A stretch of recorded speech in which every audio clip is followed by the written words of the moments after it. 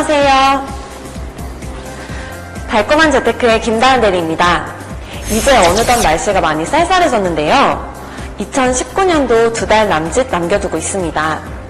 항상 이맘때쯤이면 직장인들은 곧 다가오는 연말에 대비해 준비해야 할 것이 있는데요. 바로 13월의 월급 연말정산입니다. 연말까지 아직 여유가 있긴 하지만 연말정산은 미리미리 지금부터 준비하는 것이 좋은데요. 세금 폭탄을 막고 13월에 보너스를 만들 수 있기 때문입니다. 그래서 준비했습니다. 알면 알수록 두둑해지는 연말정산. 지금부터 달콤한 재테크에서 알려드릴게요. 집중해주세요.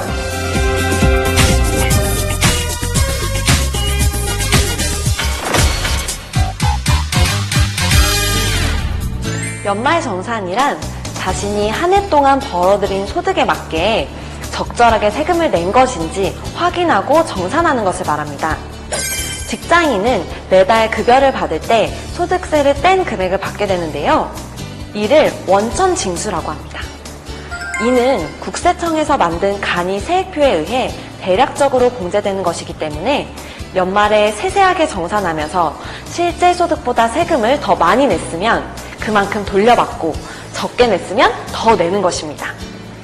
연말정산에 대해 꼭 알아두어야 하는 개념 두 가지가 있는데요. 바로 소득공제와 세액공제입니다. 소득공제란 과세의 대상이 되는 소득 중에서 일정 금액을 공제하여 주는 것을 말합니다. 과세의 대상이 되는 소득에서 일정 금액을 공제하는 만큼 소득이 줄어드는 효과가 있으니 이에 해당하는 세금도 줄어들겠죠? 세액공제는 이미 산정된 세금 자체에서 일부를 차감해 주는 것을 말합니다. 이처럼 소득공제와 세액공제에 대해 잘 알고 연말정산을 준비한다면 절세 혜택을 더 잘 누리실 수 있을 텐데요. 매년 정부 정책에 따라 조금씩 달라지는 부분이 있기 때문에 하나하나 꼼꼼히 알아봐야 합니다. 그래서 준비했습니다. 2020 연말정산. 달라진 정책은 어떤 것들이 있는지, 그리고 절세 혜택을 위한 꿀팁은 무엇인지 전문가님을 만나 들어보도록 하겠습니다. 달콤한 재테크 연말정산편 계속 시청해주세요.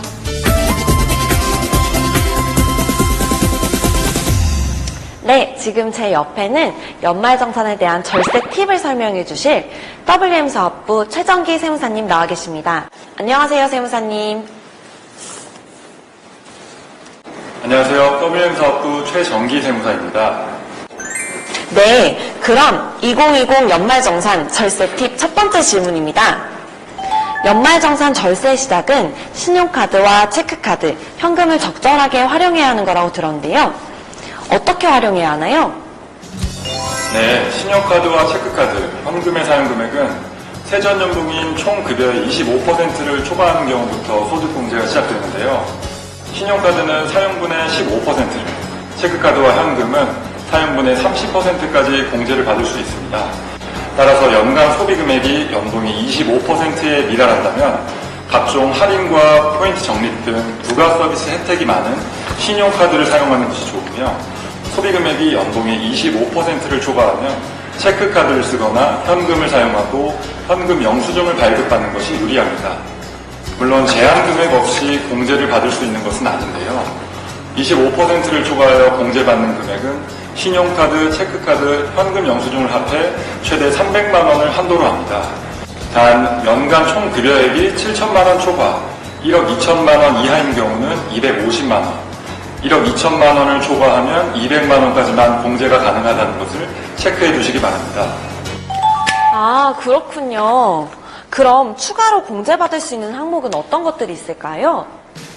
네, 소득공제 한도액은 최대 300만 원이지만 별도로 추가 공제를 받을 수 있는 항목들이 있습니다.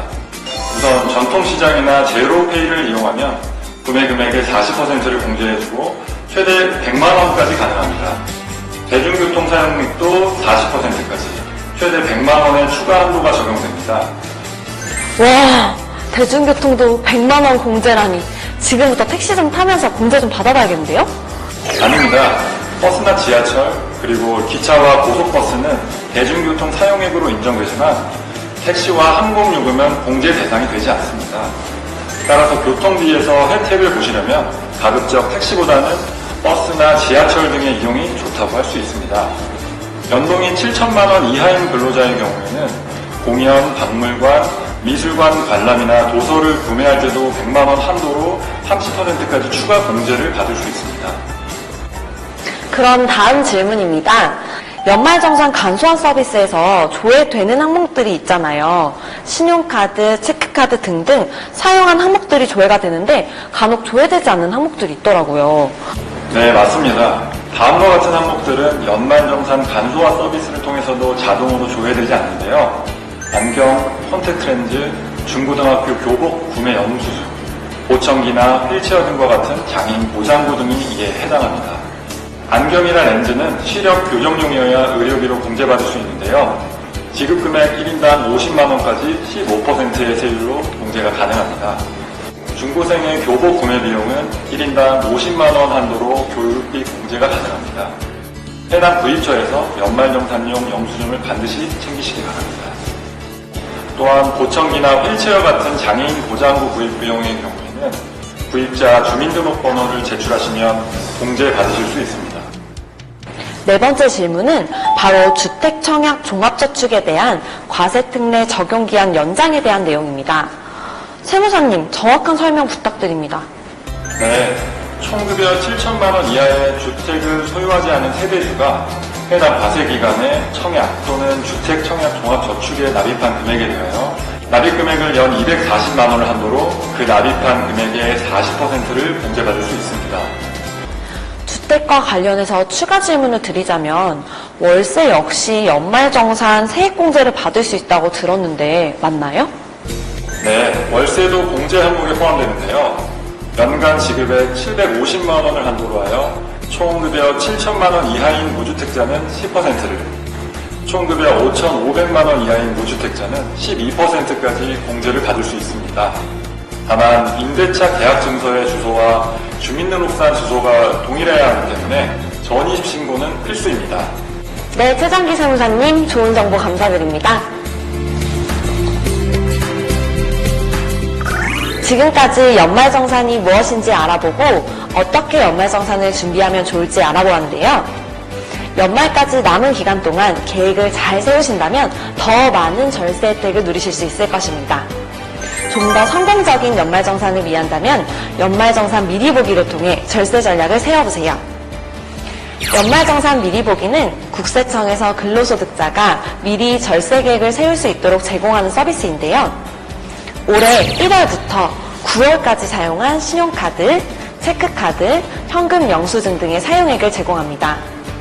또한 10월부터 12월 말까지 사용 예정 금액과 총 급여액을 추가로 입력하면 소득공제 예상액과 예상 세액을 자동으로 계산해 주는데요. 이 같은 과정을 통해 올해 남은 기간 동안 어떤 결제수단을 사용하면 절세에 도움이 되는지 참고하실 수 있으실 거예요.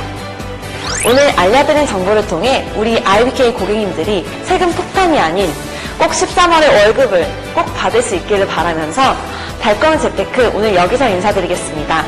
지금까지 달콤한 재테크의 김다은 대리였습니다. 감사합니다.